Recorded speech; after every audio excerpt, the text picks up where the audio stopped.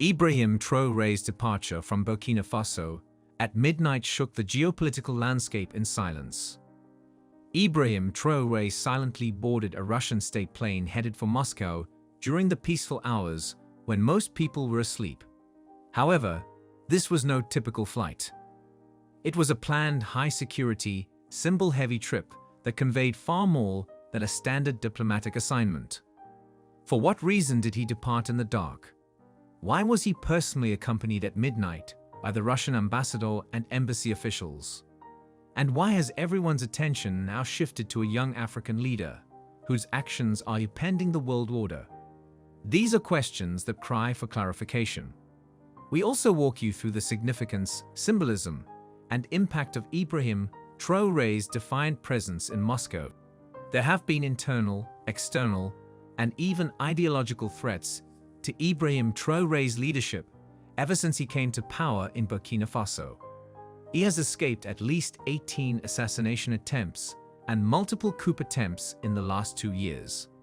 His name has come to represent unwavering patriotism, resistance, and sovereignty. It is therefore not surprising that even his visit to Moscow would be shrouded in calculated risk and strategic secrecy. According to witnesses, the Russian ambassador and other important government officials were there when Ibrahim Traore's airplane, which was operating under strict protection, took off from Ouagadougou around midnight. It was more than simply a ceremonial farewell, it was meaningful. It symbolized the fortification of a partnership that many had undervalued. With senior embassy officials present, which president in contemporary history has taken off at midnight on a foreign government plane? Why did Russia decide to personally pick up Traore in one of its presidential Ilyushin Il-96-300 planes? Did Ukraine's threat of drone attacks raise security concerns? Remember that he was recently accused by AFRICOM commander Michael Langley, a senior American general, of using Burkina Faso's gold revenue to fund his personal security.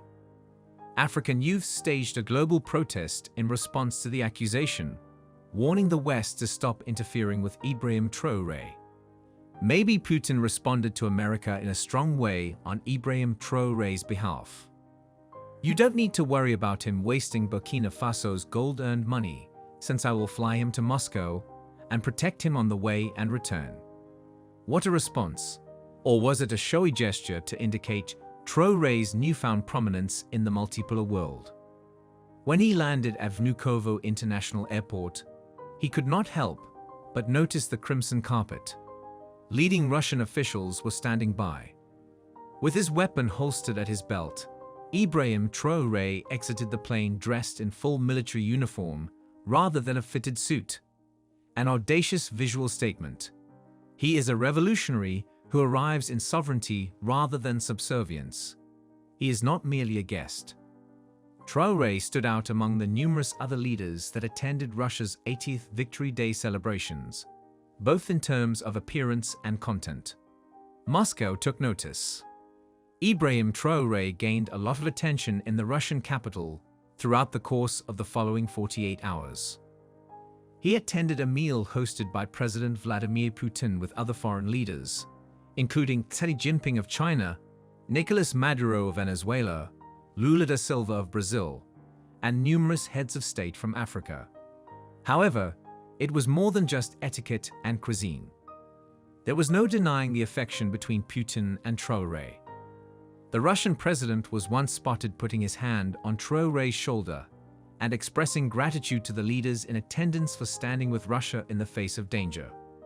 When Putin recalled the 27 million Soviet souls lost during World War II, his voice cracked a little, filled with grief. The world realized that this was more than simply another commemorative event during these words of gratitude. It was a pivotal moment. The Victory Day parade was placed in full splendor the following day. Red Square was rolled down by tanks. The sky was decorated by fighter jets. Russia's tricolor fluttered among the flags of other countries.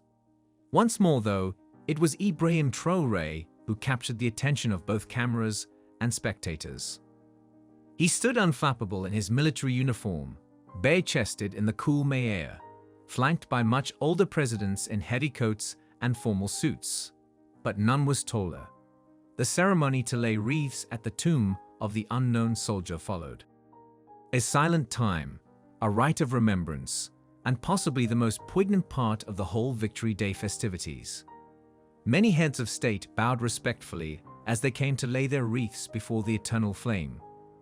However, the air appeared to pause when Ibrahim Traore took a step forward. He lifted his hand in a stern military salute rather than bowing.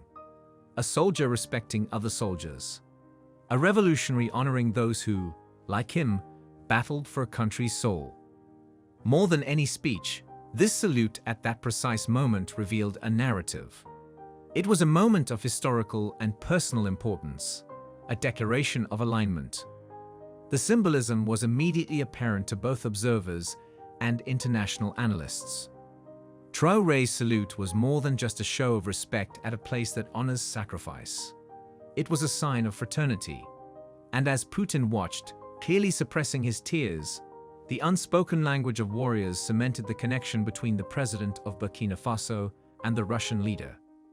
Putin spoke to his guests once more later that night at the post-parade reception. He expressed his gratitude to them for their courage, for remembering the Soviet Union, and for being strong when others chose to be afraid. He did not give names, but it was said that when he said those remarks, his gaze remained fixed on Ibrahim Traore. Subtle gestures speak louder than applause in diplomatic settings. As a guy on military duty, Ibrahim Traore arrived in his typical military fatigue, while others were decked out in elegantly fitted dinner suits. However, this visit was much more than just symbolism and spectacle. Additionally, Ibrahim Traore met with Nicolas Maduro, the president of Venezuela, one-on-one. The two had a remarkable sense of camaraderie.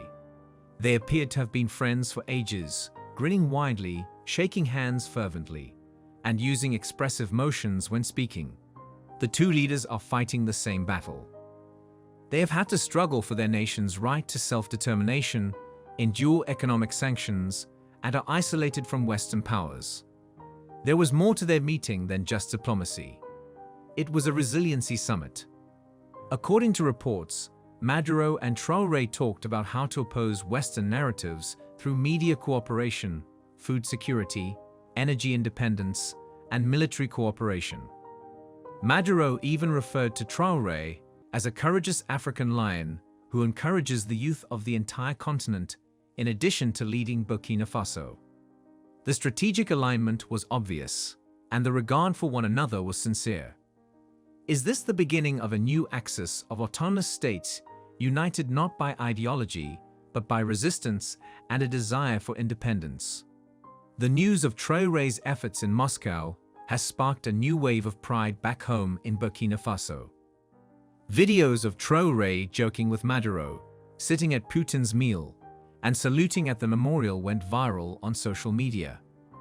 Traore the Lion and Africa Rises-related hashtags started to trend on West African sites. To relive the events, viewing parties were held in Bobo Dioulasso and Ouagadougou. Ibrahim Traore is more than just a president to a lot of young Africans. He is a representation of what can happen when vision and courage come together. But what does all of this signify for the long-term growth and foreign policy of Burkina Faso? It is impossible to overlook Traore's visit from an economic perspective. Beyond the festivities, there were reportedly talks on Russian investment in Burkina Faso's mining, energy, and agricultural industries. In addition to cooperative agreements for technology transfers in irrigation and rural development, plans are also being considered for a Russian-built energy complex in Ouagadougou. Analysts warn that these collaborations need to be balanced. It can be dangerous to rely just on one ally. However, Traore's government seems to be cognizant of this, making calculated attempts to engage China, Iran, Venezuela, and Turkey in addition to Russia. It is a network of new alliances aimed at diversifying Burkina Faso's growth path and extending the dominance of former colonial countries. This might be the best course of action in a world that is becoming more and more multipolar. In the past, African presidents who have tried to realign their foreign policy in this way have encountered immediate resistance. Another Burkinabe rebel, Thomas Sankara, was terminated in 1987 for having the audacity to choose his own course. For opposing Western dominance, Muammar Gaddafi in Libya, Patrice Lumumba in the Congo, and Julius Nyerere in Tanzania all faced external destabilization. It appears that Traore has learned from their mistakes.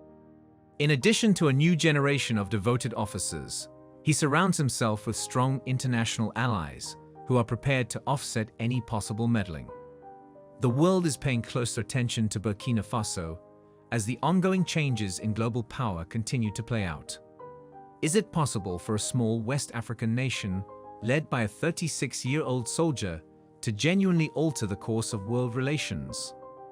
Can a continent long weakened by foreign interests turn its nocturnal getaway to Moscow into a dawning moment? The answer may be yes if the last 48 hours in Moscow are any guide. Ibrahim Traore has demonstrated that leadership is more than just following the rules, from a symbolic midnight departure to a defiant salute at the tomb of fallen heroes. It has to do with principle, presence, and posture.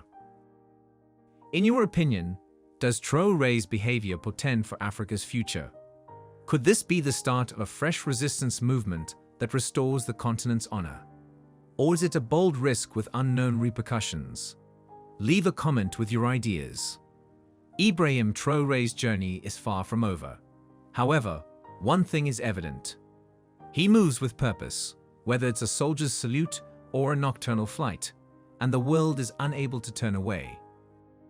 The journey began on September 30, 2022, when dissatisfaction within the military ranks culminated in a coup that ousted interim President Paul-Henri Sandaogo Damiba. Damiba himself had seized power earlier that year, promising to quell the jihadist insurgency plaguing the nation. However, his failure to deliver results led to growing unrest. Traore, then a captain, emerged as the leader of the patriotic movement for safeguard and restoration, pledging to restore security and national integrity. One of Traore's most significant moves was the expulsion of French military forces from Burkina Faso. For years, France had maintained a military presence in the region, ostensibly to combat terrorism. However, many Burkinabés viewed this presence as a vestige of colonial influence. In early 2023, Traore demanded the withdrawal of French troops, signaling a shift towards a more autonomous defense strategy. In a further assertion of sovereignty, Burkina Faso, under Traore's leadership, withdrew from the Economic Community of West African States, ECOWAS. Alongside Mali and Niger, the nation formed the Alliance of Sahel States, AES, in September 2023. This confederation aims to foster regional cooperation in security and economic matters, free from external interference. Traore's administration has also embarked on ambitious economic reforms. Recognizing the limitations imposed by reliance on foreign currencies, there have been discussions about establishing a new independent currency for the AES. This move seeks to reduce dependence on the West African CFA franc, which is tied to the French treasury, and to promote economic self-sufficiency. In September 2023, a coup attempt by dissident military officers was thwarted. The government arrested several individuals involved in the plot, reinforcing the administration's commitment to stability. Another attempted coup in January 2024 was also foiled, demonstrating the resilience of Traore's leadership amidst ongoing threats. Within Burkina Faso, President Traore's movements are characterized by stringent security measures. Following multiple coup attempts, his administration has intensified protective protocols. Reports indicate that he frequently changes his residence and has curtailed public appearances, especially at night, to mitigate risks. Despite these precautions, President Traore remains actively engaged in national affairs. In April 2024, he visited Bobo-Dioulasso to inaugurate significant infrastructure projects, including road developments and the launch of a textile industrial complex. These visits are often accompanied by enthusiastic public receptions, underscoring his commitment to national development and his connection with the populace. On the international stage, President Traore's travels underscore Burkina Faso's shifting alliances and assertive foreign policy. His first official trip abroad was to Mali in November 2022, aimed at strengthening bilateral cooperation in combating terrorism. In July 2023, he attended the Russia-Africa Summit in St. Petersburg, signaling a pivot towards Russian partnership in addressing security and humanitarian challenges. Notably, during a diplomatic visit to Ghana, President Traore drew attention by wearing his military uniform and visibly carrying a sidearm. While unconventional, this gesture was interpreted as a demonstration of his commitment to security and sovereignty, resonating with his administration's broader themes of self-reliance and resilience. Traore has faced numerous coup attempts, fueled by both internal dissent and alleged foreign interests threatened by his radical shift in policy. These threats have necessitated a highly sophisticated security apparatus around the president, particularly during his travels. Whether he's flying abroad in a jet protected by military aircraft or moving domestically in convoys with elite security forces, every measure reflects the need to shield a leader who has become both a national asset and a target. Traore's travel arrangements are not just about safety, they are symbolic. They represent the high stakes of his presidency, the enemies created through defiance of neocolonial influence, and the determination of Burkina Faso to protect the man leading its charge towards sovereignty. Tell us what you think in the comments section below, and please do not forget to like and subscribe for more informative videos like this one.